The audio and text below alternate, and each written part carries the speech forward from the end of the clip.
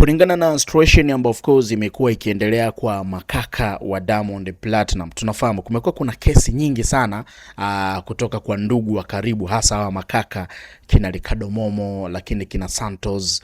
So wamekuwa wakituhumiwa sana. Sijawahi kuona sana kesi kwa Romy, kwa sababu Romy ni mtu fulani hivi ambaye yupo katikati, hajui aende wapi. So kumekuwa kuna vitu vingi sana ambavyo vimekuwa vikilaumiwa kwamba hawa kati ya Santos pamoja na Ricardo Momo ni watu ambao wamekuwa wakitengenezwa kwa ajili ya kuweza kumdhihaki Zuchu kwa namna moja ama nyingine.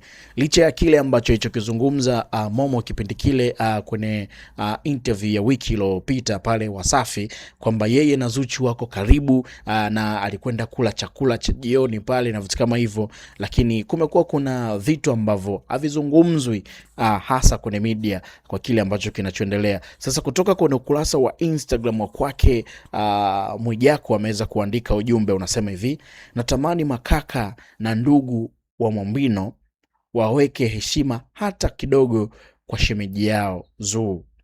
Haya wanaoyafanya malipo ni hapa hapa, si wana ndugu na watoto wa kike?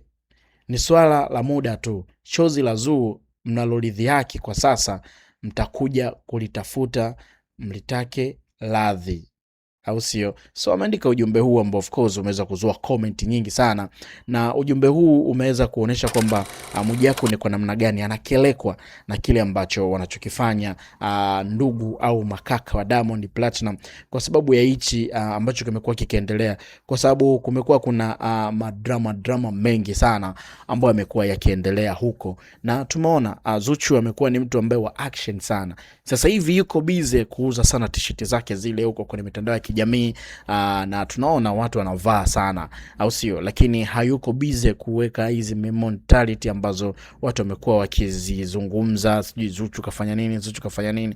Yani kama vile huko haoni, au pengine Zuchu ashiki simu sasa hivi, kuna mtu mwingine atakuwa ndo ana operate simu ya Zuchu, kwa hichi ambacho kimekuwa kikiendelea kwenye mitandao ya kijamii, kitu ambacho watu wengi wamekuwa kijaribu kukidadafua.